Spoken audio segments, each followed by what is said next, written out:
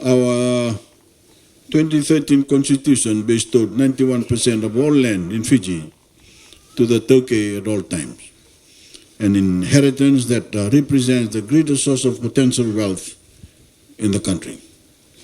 While the projections of that land were steadfast, its ability to provide landowners with high lease return was held back by years of underdevelopment. Cash does not grow on trees. It comes from land that is leased. For land to generate money for landowners, it needs to be developed and then leased out at competitive market-based rates.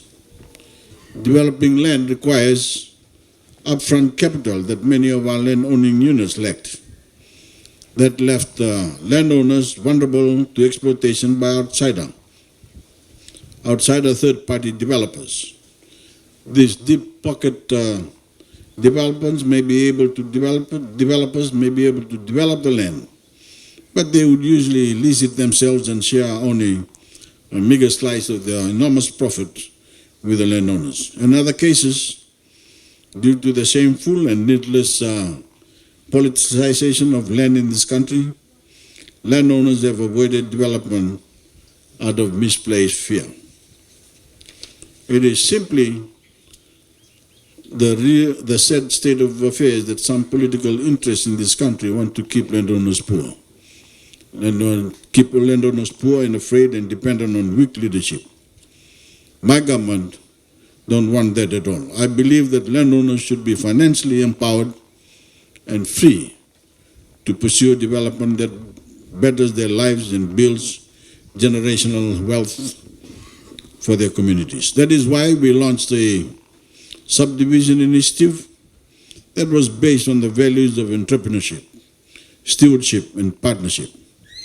Through it, government directly funds the ambition of forward-looking landowners or landowning units to develop their land and learn and earn market rate returns from the leasing of their land. We allocated resources for Itoke landowners to support them with complete land development packages. This means that government does everything from clearing and leveling the ground to subdividing the land and then ensuring connectivity to all utility services, including electricity, water, and of course brand new paved roads. Last week, as I said in the vernacular, we unveiled the first completed subdivision project in Nasangaloa, Telebu. Earlier today, this morning, we unveiled the second here in Wunda, a subdivision prep for 8 residential lots at a total cost of $561,616. Here in Yadua, we are opening the third, a beautiful new developed piece of land prepped for 13 lots at a total cost of $2.73 million. Developed to global climate resilient standard with underground cabling for EFL and telecommunication. Our forebears could scarcely imagine a government that was bold and compassionate enough to come in, completely develop a piece of land and then hand it back to its landowner free of charge as a cash generating resource. I want to congratulate the Namara Trust for being among the first to recognize the great benefits of this initiative. Your community has taken a step together with government to financially empower yourselves, your families, and your descendants. Your land that we have developed is a concrete symbol of economic prosperity. It is proof of what a good government can do when it partners with the people. And it is an inspiration for Itoke landowners nationwide. And as a father and grandfather, It stirs my heart to think of the livelihoods this development will support today and for generations to come. Now that this land is developed, it should be leased at competitive market rates. Do not let any dollars go to waste. We have seen in the same area land that has been leased cheaply, with large acres going for less than what a single plot of this subdivision is valued. These valuations of your developed land are not plucked from thin air. They are carefully determined. You should seek the full dollar value for the leasing of every plot. This impressive piece of developed land not only benefits the members, present and future of the Namara Trust, it increases the overall land value in the Nadroga area. It will also mean that those who buy the 99-year lease land will buy new concrete homes. Banks will lend them money. They will need builders.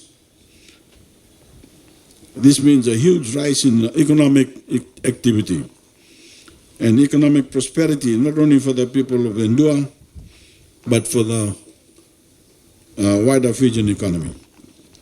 It will create more prosperity and put more money in the pockets of our people.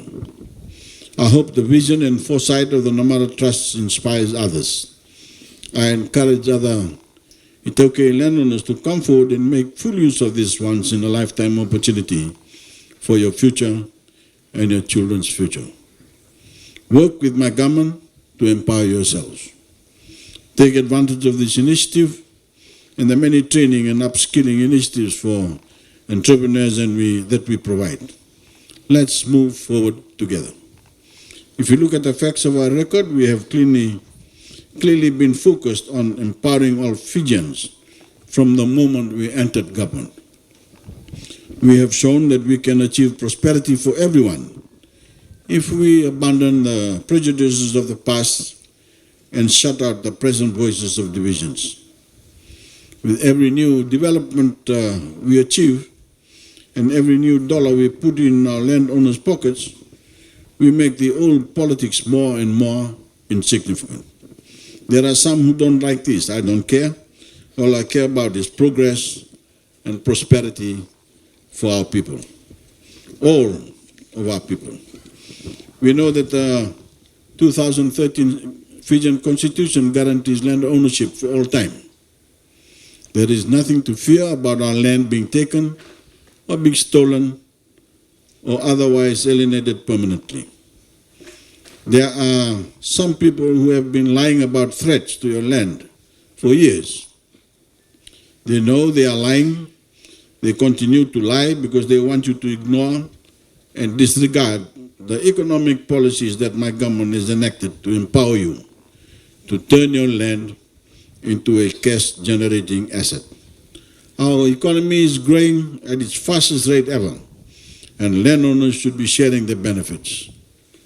Adopting a siege mentality only keeps us stuck in a backwards, unequal, and unprosperous past.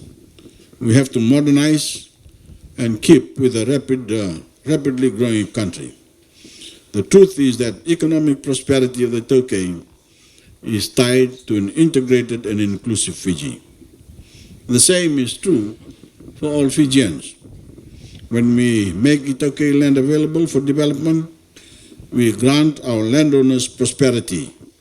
We create opportunities like housing for our fellow Fijians, and we better our beloved country. Every Fijian wants this, I want this, so should you. The economy is ripe for these developments. My government is investing in roads, in water and electricity, and the protection of the most vulnerable, especially during challenging times.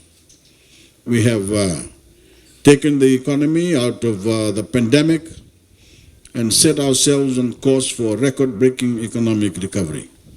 We are providing stability through inclusive and decisive leadership, and that creates greater opportunities for all of us. All our men, our women, our youth, the disabled, the not so wealthy, and our children. Now is the time for more of our land-owning communities to develop their land and become part of the story of progress. I wish to thank the Attorney General, Shah from the Construction and Implementation Unit. With Shah. Shah is here. There's Shah at the back there. Suliana Toke from the Attorney General's Office, Chambers. Sanjesh from Scope Consultants.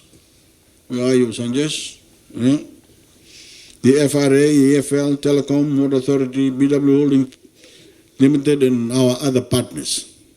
Thank you to all for your dedication and expertise in making this development possible.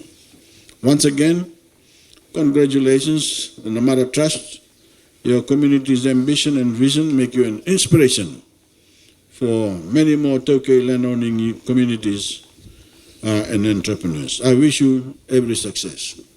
Nabida na nga ni bosa sa may wanda taking the virtue na Namara Trust na Galileo sa tikusan ko yan doon. Winaboli ko.